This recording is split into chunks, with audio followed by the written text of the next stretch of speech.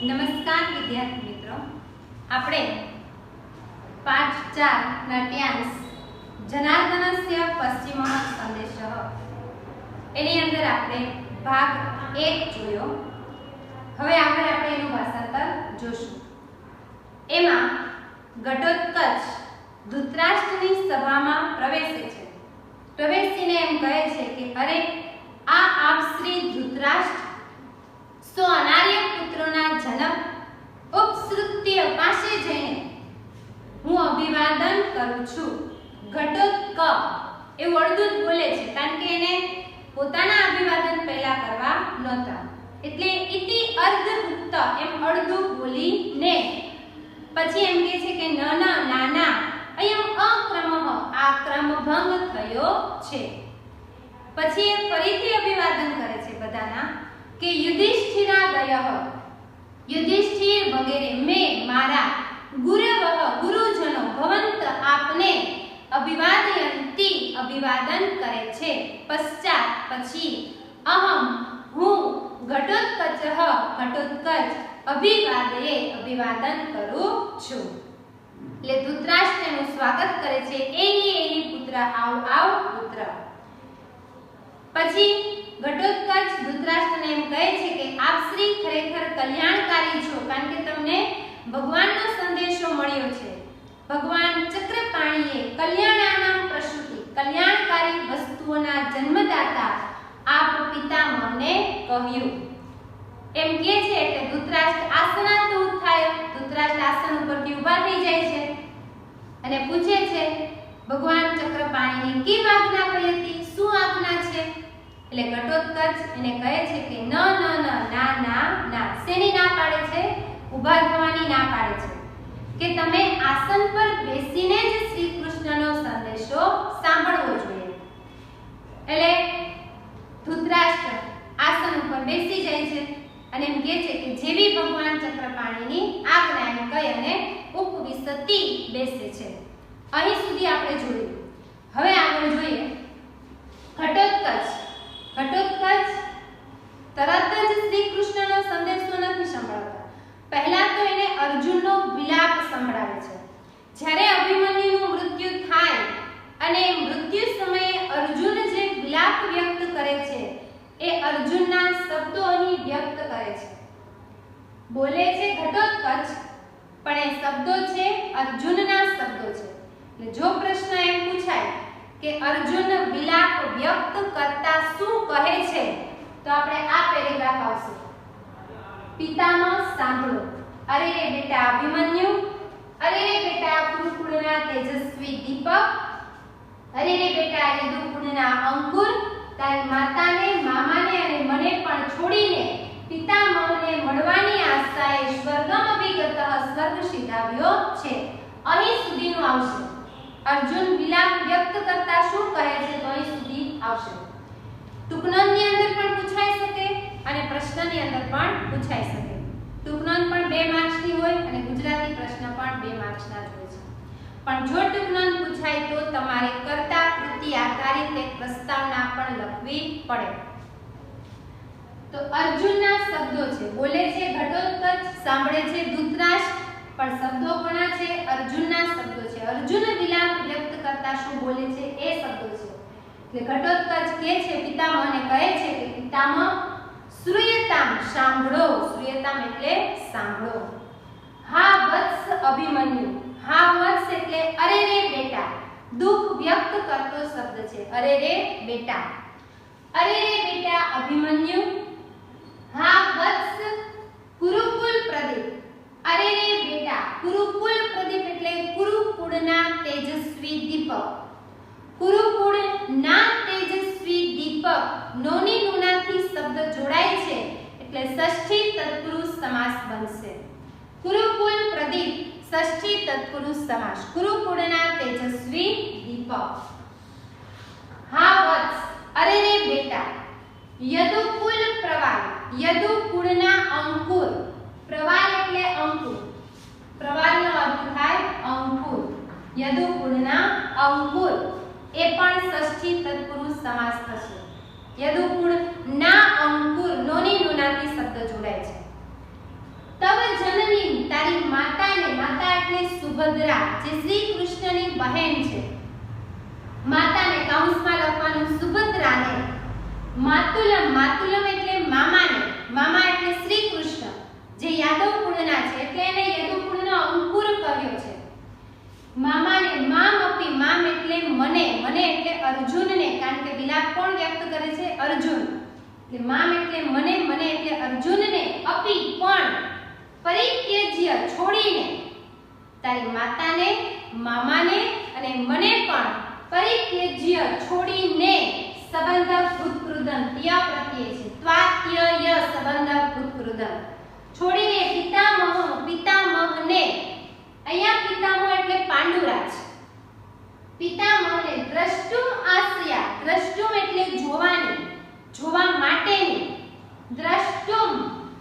આપણે જ્યારે કૃદંત શીખ્યા ત્યારે કહેલું કે જ્યાં અહીંયા ટ આવે એટલે ત્યાં આપણે સમજવાનું ત, એનો ઉચ્ચાર તુમ થાય, તુમ એટલે હેત્વાર્થ કૃદંત.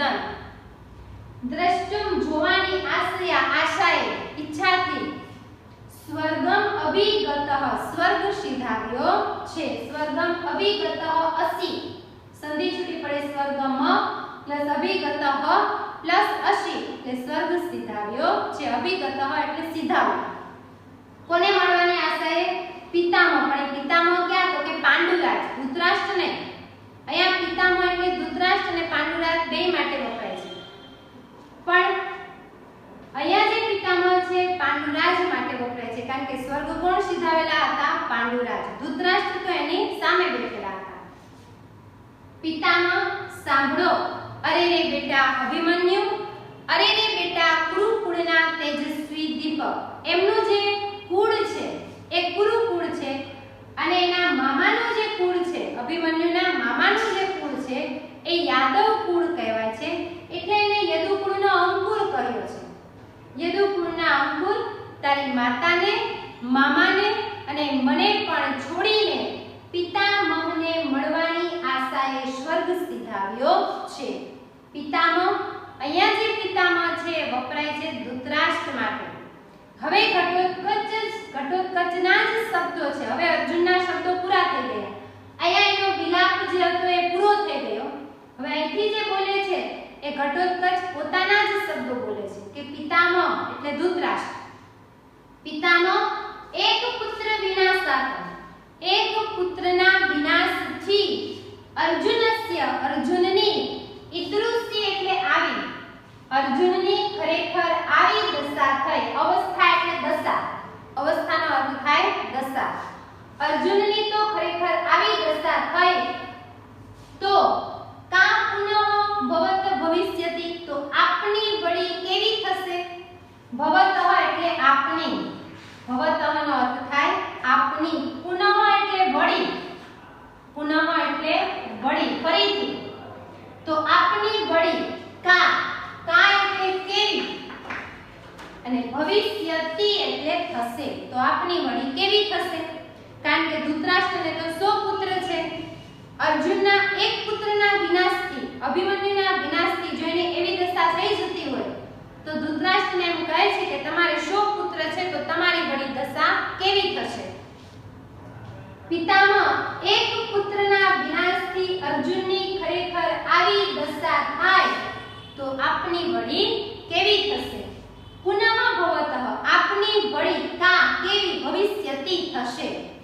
ભવિષ્યતિ, સ્યતિ, સ્ય છે, સ્ય એટલે સામાન્ય ભવિષ્યકાળ. અન્ય પુરુષ એકવચન, ટી પ્રત્યય છે. સામાન્ય ભવિષ્યકાળ, અન્ય પુરુષ એકવચન.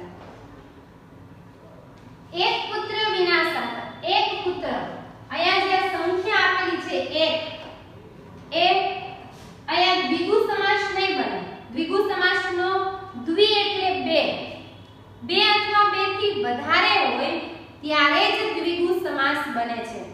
જો એકની સંખ્યા આવી જાય તો એ સંખ્યા વિશેષણ કહેવાય, તો એ કહેવાય સંખ્યા વિશેષણ.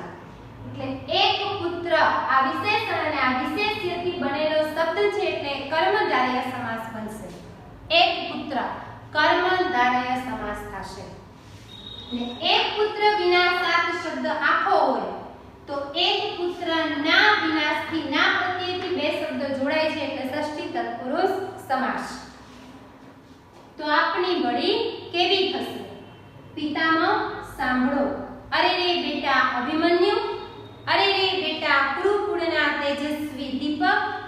અરે રે બેટા યદુકુળના અંકુર તવ જનની તારી માતાને માતુલમ મામાને અને મને પણ છોડીને પિતામહને મળવાની આશાએ જોવાની આશાએ દ્રષ્ટુમ એટલે જોવું અથવા મળવું ગમે તે લઈ શકાય મળવાની આશાએ સ્વર્ગમ અભિગતઃ અસી સ્વર્ગ સિધાવ્યો છે પિતામહ અહીંયા પિતામહ એટલે ધૃતરાષ્ટ્ર પિતામહ એક પુત્ર વિનાશાત એક પુત્રના વિનાશથી અર્જુનસ્ય અર્જુનની ખલ્લુ ખરેખર ઈદૃશી આવી અવસ્થા એટલે દશા થઈ તો કા પુનઃ ભવત ભવિષ્યતિ આપની વળી કેવી થશે તતઃ તો તતઃ એટલે પછી થાય પણ આપણે ભાષાંતર લેશું તો ઈદાનીમ ઈદાનીમ એટલે અત્યારે તો અત્યારે ક્ષિપ્રમ ક્ષિપ્રમ એટલે ઝડપથી તો અત્યારે ઝડપથી આત્મબલાધાનમ તમારા આત્માનું બળ આત્મબલાધાનમ એટલે આત્માનું બળ ષષ્ઠી તત્પુરુષ સમાસ થાય આત્માનું બળ નું પ્રત્યયથી જોડાય છે બે શબ્દો ષષ્ઠી તત્પુરુષ સમાસ તો અત્યારે તમારા આત્માનું બળ પુરુષમાં એટલે ધારણ કરો પુરુષનો અર્થ થાય ધારણ કરો વાક્યની અંદર એવું કહેવા માંગે છે કે ધૃતરાષ્ટ્રને એમ કહે છે કે તમારી આત્માનું બળ ધારણ કરો એટલે ધૃતરાષ્ટ્રનું બળ કેમાં સમાયેલું હોય તો કે એની જે સેના છે એ સેનાની અંદર એનું બળ સમાયેલું હોય એકલા કૌરવો યુદ્ધ કરવા જાય તો જીતી શકે નહીં કૌરવોને સેના પણ જોઈએ છે એટલે એનું જે બળ છે એ એની સેનાની અંદર સમાયેલું છે એટલે આત્માનું બળ ધારણ કરવું એનો અર્થ એવો કે એની જે સેના છે એ સેનાને પાછી વાળો યુદ્ધ ભૂમિમાંથી સેનાને પાછી વાળી લો એટલે કહેવાય આત્માનું બળ ધારણ કરો એટલે ધૃતરાષ્ટ્રને ઘટોત્કચ એવું કહે છે કે તો અત્યારે ઝડપથી તમારી સંપૂર્ણ સેનાને પાછી વાળી લો ભાષાંતર બે રીતે લખી શકાય તો અત્યારે તમારી સંપૂર્ણ સેનાને પાછી વાળી લો એમ ના લખવું હોય તો આ રીતે પણ લખી શકાય તો અત્યારે ઝડપથી તમારા આત્માનું બળ ધારણ કરો આત્માનું બળ ધારણ કરવું એનો અર્થ એવો કે મેદાનની અંદર યુદ્ધ ભૂમિની અંદર જે સેના છે એ સેનાને પાછી વાળી લો શા માટે એ હવે આગળ આવશે કે શા માટે એની સેનાને પાછી વાળવાનું કહે છે કારણ કે શ્રી કૃષ્ણ યુદ્ધ શાંત કરવા માંગતા હતા હકીકતમાં મહાભારતની અંદર શાંત કરવા નથી માંગતા પણ અહીં ભાષે ફેરફાર કરીને લખેલું છે યથા તે પુત્ર શોક સમુસ્થિત અગ્નિ પ્લસ ન આયા સંધિ છૂટી પડે પુત્ર શોક સમુસ્થિત પ્લસ અગ્નિ પ્લસ ન અહીંયા જ્યારે ની નિશાની છે એમાં આવી જશે વિસર્ગ આ રીતે સંધિ છૂટી પડશે જેથી પુત્ર શોક સમુસ્થિત પુત્રના શોકથી ઉઠેલા અહીંયા ભાષાંતર થશે પુત્રના શોકથી ઉઠેલા પુત્રના શોકથી ઉઠેલા આ એક જ શબ્દની અંદર બે સમાસ બનશે પુત્રના શોક એટલે ના એટલે ષષ્ઠી તત્પુરુષ સમાસ ને આખો શબ્દ હોય તો પુત્રના શોકથી ઉઠેલા તો છેલ્લે બે શબ્દોને જોડતો પ્રત્યય હોય એ સમાસ બને તો આખો શબ્દ હોય તો તૃતીય તત્પુરુષ સમાસ થાય તો ષષ્ઠી ના થાય છેલ્લે બે શબ્દોને જોડતો પ્રત્યય હોય એ સમાસ કરવાનો હોય તો તૃતીય તત્પુરુષ સમાસ પણ પુત્ર શોક આટલું જ પૂછાય તો ષષ્ઠી જ આવશે અને આખો શબ્દ પૂછાય તો આવશે તૃતીય બે શબ્દો થી થકી વડે દ્વારા પ્રત્યયથી જોડાય થી થકી વડે દ્વારા પ્રત્યયથી જોડાય તો થશે તૃતીય તત્પુરુષ સમાસ તો પુત્રના શોકથી ઉઠેલા પુત્ર શોક સમુસ્થિત પુત્રના શોકથી ઉઠેલા અગ્નિમાં પુત્રના શોકથી ઉઠેલા અગ્નિમાં હવે અહીંયા લેવાનું હવીહી પ્લસ ઇતિ, હવીહી પ્લસ ઇતિ. હવી એટલે ભવિષ્ય, હવીનો અર્થ થાય ભવિષ્ય. ભવિષ્ય એટલે આપણે જ્યારે યજ્ઞ કરીએ એ યજ્ઞની અંદર આપણે જે કાંઈ હોમતા હોય, જવ, તલ, લાકડા જે કાંઈ આપણે એની અંદર નાખીએ, હોમીએ, એ લાકડા જે હોય એને કહેવાય ભવિષ્ય. યજ્ઞ કુંડમાં જે હોમવાનું હોય એને કહેવાય ભવિષ્ય. અને જે કાંઈ આપણે હોમીએ છીએ એ હોમીએ એટલે શું થાય તો કે એ બળી જાય છે, ભસ્મ થઈ જાય છે, એની અગ્નિમાં એ બળીને ભસ્મ થઈ જાય છે. એમ અહીં પણ અર્જુનનો જે ક્રોધ છે એ ક્રોધ યજ્ઞની અગ્નિ જેવો છે એવું અહીંયા દર્શાવે છે. પુત્રના શોકથી ઉઠેલા અગ્નિમાં ભવિષ્યની માફક, હવી ઇતિ એટલે ભવિષ્યની માફક, તમારા, તેનો અર્થ થાય તમારા, તમારા પ્રાણમય, પ્રાણમય એટલે પ્રાણ, તમારા પ્રાણ ન દહે. અહીંયા આ જે ન છે આની સાથે લેવાનું છે. ન દહે એટલે બળી ન જાય, દહેત એટલે બળી જાય, પણ ન દહેત એટલે બળી ન જાય. અર્જુનનો જે પુત્ર શોક છે, અભિમન્યુનું મૃત્યુ થતા એણે જે વિલાપ કર્યો છે, દુઃખ વ્યક્ત કર્યું છે, એ દુઃખ એટલું બધું છે કે એની અંદરથી જે નીકળેલો અગ્નિ છે, એ શોકનો અગ્નિ છે, એ અગ્નિ હવન કુંડની અંદર જે અગ્નિ કેવો હોય એના જેવો એનો અગ્નિ છે. અને હવન કુંડમાં આપણે જે કાંઈ હોમીએ એને હોમાઈ જાય, ભસ્મ થઈ જાય. એમ આ અર્જુનની સામે કોઈ આવ્યું તો એ પણ અર્જુનમાં જે પુત્ર શોકનો ઉઠેલો અગ્નિ છે એ અગ્નિમાં બધાના પ્રાણ છે એ બળી ન જાય એટલા માટે તમે તમારી સેનાને પાછી વાળો, એટલા માટે તમે તમારા આત્માના બળને ધારણ કરો. આત્માનું બળ ધારણ કરવું એટલે સેના પાછી વાળવી. હજી સમજી લો વિદ્યાર્થી મિત્રો, પુત્રના શોકથી ઉઠેલા અગ્નિમાં ભવિષ્યની માફક તમારા પ્રાણ બળી ન જાય. એવું શા માટે કહે છે તો કે અર્જુનમાં જે પુત્ર શોકથી ઉઠેલો અગ્નિ છે એ અગ્નિ એટલો બધો છે કે યજ્ઞ કુંડની અંદર જે નાખી અને હોમાઈ જાય, ભસ્મ થઈ જાય. એમ જો કોઈ તમારી સેનામાંથી એની સામે ગયું તો અર્જુનનો અગ્નિથી તમારી સેના છે બળીને ભસ્મ ન થઈ જાય એટલે તમે તમારી સેનાને પાછી વાળો.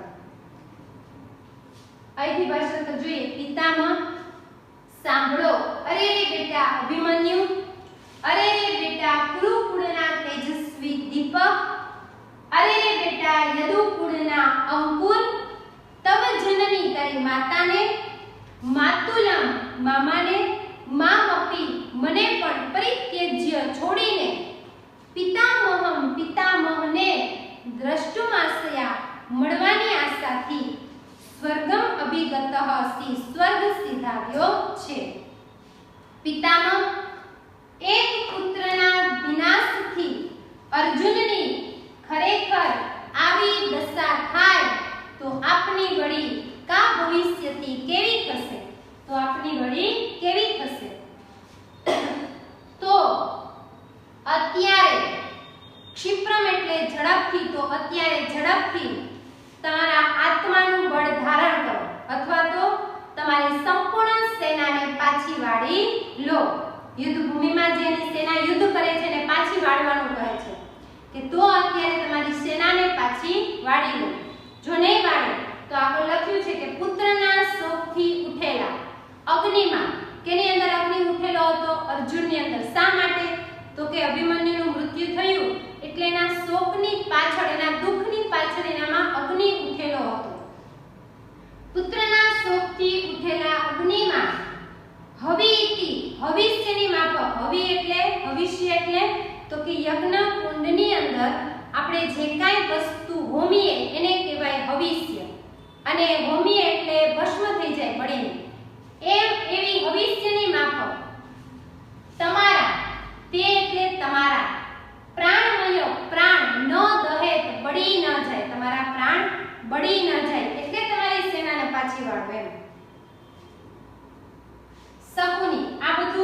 ઘટોત્કચ બોલે છે એટલે હવે શકુની એમ કહે છે, કારણ કે ઘટોત્કચ ત્યાં સભામાં ઊભા ઊભા બધું વર્ણન કરે છે એટલે શકુની એવું બોલે છે કે અહીંયા ઊભા ઊભા કાંઈ બધું જીતાઈ જશે નહીં. અહીંયા ઊભા ઊભા તારા બોલવાથી કાંઈ અર્જુન અમારા બધાનો વધ કરી શકશે નહીં એવું શકુની કહે છે.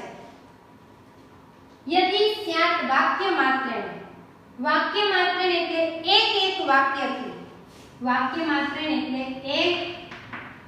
એક વાક્યથી, યદિ એટલે જો, એક વાક્યથી, અયમ નિર્જિત પ્લસ અયમ, અયમ એટલે આ, અયમનો અર્થ થાય આ, વસુંધરા એટલે પૃથ્વી, વસુંધરાનો અર્થ થાય પૃથ્વી, એક વાક્યથી આ પૃથ્વી નિર્જિતયમ એટલે જીતાઈ જાય.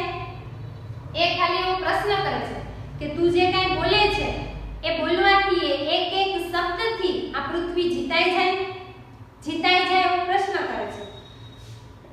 આપણે એમ કહીએ કે શું તારા બોલવાથી કઈ આમ થઈ જાય, એવી જ રીતે શકુની પણ કહે છે કે તારા બોલવાથી કઈ આ પૃથ્વી જીતાઈ જાય. જીતાઈ જાય એટલે કે અહીંયા બોલવાથી કઈ જીતાઈ શકાય નહીં, એના માટે યુદ્ધ કરવું પડે એમ કહેવાનો અર્થ એવો છે. એક વાક્યથી શું આ પૃથ્વી જીતાઈ જાય અને વાક્ય એક વાક્યથી ભવેત સર્વક્ષત્ર વધ, સર્વક્ષત્ર વધ એટલે બધા ક્ષત્રિયોનો વધ, વાક્ય માત્રથી આ પૃથ્વી જીતાઈ જાય અને એક વાક્યથી ભવેત સર્વક્ષત્ર વધ બધા ક્ષત્રિયોનો વધ, ભવેત કૃત હોય એટલે થઈ જાય, વાક્ય માત્રથી આ પૃથ્વી જીતાઈ જાય અને એક વાક્યથી બધા ક્ષત્રિયોનો નાશ થઈ જાય. એટલે તારા બોલવાથી આ જે કંઈ બોલવાના એક શબ્દ છે એ શબ્દથી કંઈ આ અમારા બધા ક્ષત્રિયોનો નાશ થશે નહીં, એવું કહેવા માંગે છે. શકુની કહે છે ઘટોત્કચને કે વાક્ય માત્રથી અયમ આ વસુંધરા પૃથ્વી નિર્જિતયમ એટલે જીતાઈ જાય, વાક્ય માત્રથી આ પૃથ્વી જીતાઈ જાય, વાક્ય એક વાક્યમાં સર્વક્ષત્ર વધ બધા ક્ષત્રિયોનો વધ, ભવેત કૃત એટલે થઈ જાય, વાક્ય માત્રથી આ પૃથ્વી જીતાઈ જાય અને એક વાક્યમાં સર્વ ક્ષત્રિયોનો વધ થઈ જાય એવું એ કહેવા માંગે છે. કઈ આ બોલવાથી કઈ અમારા બધાનો વધ થઈ જશે નહીં, એના માટે તો યુદ્ધ કરવું પડે.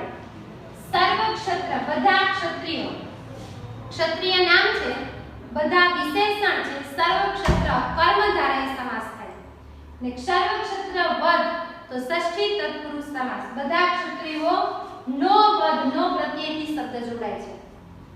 એક વખત ભાષાંતર કરી અને આ ભાષાંતર તમારી નોટબુકમાં લખી અને શબ્દશઃ ભાષાંતર વ્યાકરણ સાથે તૈયાર કરી લેજો. ઘટોત્કચ પિતામહ સાંભળો, અરે રે બેટા અભિમન્યુ, અરે રે બેટા કુરુકુળના તેજસ્વી દીપક, અરે રે બેટા યદુકુળના અંકુર, તારી માતાને મામાને અને મને પણ છોડીને પિતામહને મળવાની આશાએ સ્વર્ગ સિધાવ્યો છે. પિતામહ એક પુત્રના વિનાશથી અર્જુનની ખરેખર આવી દશા થાય તો કા પુનઃ ભવત ભવિષ્યતિ આપની વળી કેવી થશે? તો અત્યારે ઝડપથી તમારી સંપૂર્ણ સેનાને પાછી વાળો, અથવા તો અત્યારે ઝડપથી તમારા આત્માનું બળ ધારણ કરો, જેથી યથા એટલે જેથી પુત્રના શોકથી ઉઠેલા અગ્નિમાં ભવિષ્યની માફક તે એટલે તમારા પ્રાણમય એટલે પ્રાણને ન દહે એટલે બળી ન જાય, જેથી પુત્રના શોકથી ઉઠેલા અગ્નિમાં ભવિષ્યની માફક તમારા પ્રાણ બળી ન જાય. શકુની કહે છે જો વાક્ય માત્રથી આ પૃથ્વી જીતાઈ જાય, યદિ એટલે જો વાક્ય માત્રથી આ પૃથ્વી જીતાઈ જાય ને એક વાક્યમાં સર્વ ક્ષત્રિયોનો વધ થઈ જાય, ભવેતકૃત હોય એટલે થઈ જાય. જો અભિમન્યુની ટૂંકનોંધ પૂછાય તો અભિમન્યુનું માતાનું નામ, અભિમન્યુની ત્રણ રીતે ટૂંકનોંધ પૂછાઈ શકે. કુરુકુલ પ્રદીપ નું પાત્ર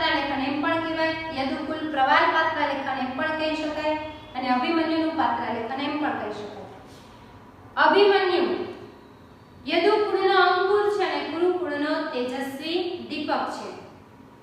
અભિમન્યુની માતાનું નામ સુભદ્રા અને પિતાનું નામ અર્જુન છે. અભિમન્યુનું મોસાળ છે એ યાદવ કુળ છે એટલે એને યદુકુળનો અંકુર કહેવામાં આવે છે અને મામા શ્રી કૃષ્ણ છે.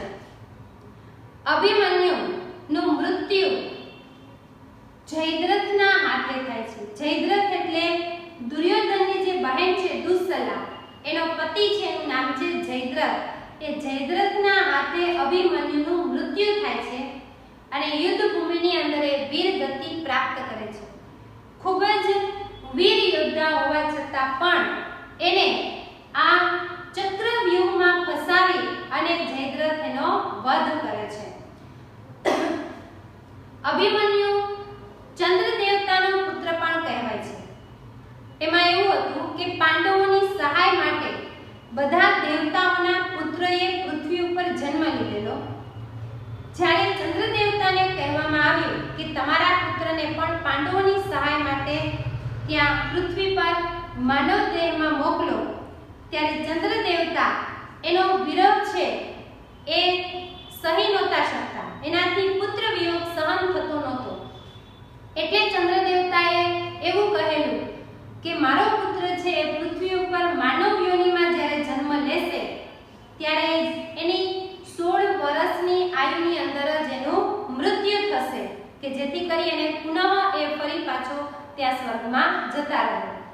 એટલા માટે પણ અભિમન્યુનું મૃત્યુ છે એ નાની વયે 16 ઉંમરની વયે જ એ ચક્રવ્યૂહમાં ફસાવાના કારણે નાની વયે એનું મૃત્યુ થાય છે. અભિમન્યુની પત્નીનું નામ ઉત્તરા અને એના પુત્રનું નામ હોય છે પરીક્ષિત. જે પરીક્ષિત છે એ જ પછી આ હસ્તિનાપુરનું રાજ્ય સંભાળે છે. તો આ રીતે અભિમન્યુનું પાત્ર લેખન પૂછાય તો એના આધારિત મહાભારતમાં એનું જે કાંઈ વર્ણન છે અભિમન્યુનું એ તમે અહીં પણ કરી શકો. અને પાછળ આધારિત લખવાનું થાય તો એમાં લખવાનું કે આ નાટ્યાંશની અંદર અભિમન્યુનું જયદ્રથના હાથે મૃત્યુ થવાથી અર્જુન જે વિલાપ વ્યક્ત કરે છે એ વિલાપ અને શ્રી કૃષ્ણનો સંદેશો લઈ અને ઘટોત્કચ હસ્તિનાપુરમાં જાય છે. શકુનીનું પાત્ર લેખન કદાચ પૂછાઈ શકે. હજી સુધી ક્યારેય પૂછાણું નથી, પણ જો કદાચ પૂછાય તો શકુની એ કૌરવોના મામા છે, ગાંધાર દેશના રાજા છે અને શકુની છે એ ગાંધાર દેશના રાજા સુબલ અને સુધર્માનો પુત્ર છે. રાજા સુબલ અને સુધર્મા એનો પુત્ર છે શકુની. ગાંધાર દેશના રાજા, ગાંધારીનો ભાઈ. શકુનીની પત્નીનું નામ છે અર્શી. શકુનીની પત્નીનું નામ છે અર્શી. ઉલુક નામનો એ પુત્ર પણ છે. 3 પુત્રો છે. શકુની પાસા ધ્રુત રમવામાં, જુગાર રમવામાં હોશિયાર છે. એવું કહેવાય છે કે શકુનીએ જે જુગાર રમવાના પાસા છે એ પોતાના પિતાના હાડકામાંથી બનાવેલા હતા. એટલે પોતે જેમ ઈચ્છે એ રીતે પાસા પડતા અને એટલા માટે જ પાંડવોને આ જુગારની અંદર હરાવે છે. શકુની દુર્યોધનના મામા, કૌરવોના મામા અને એની સાથે ષડયંત્ર રચી અને કૌરવ પાંડવ વચ્ચે યુદ્ધ કરાવવા માંગતા હતા. ગાંધારીનો ભાઈ સુબલ અને સુધર્માનો પુત્ર છે. ગાંધાર દેશનો રાજા છે. તો શકુનીની પણ કદાચ જો ટૂંકનોંધ પૂછાય તો મહાભારત આધારિત તમે એના પાત્રનું વર્ણન કરી શકો. તો બસ વિદ્યાર્થી મિત્રો, આટલું જ. ભાષાંતર શબ્દસહ તૈયાર કરી લેજો. અસ્તુ. જય હિન્દ.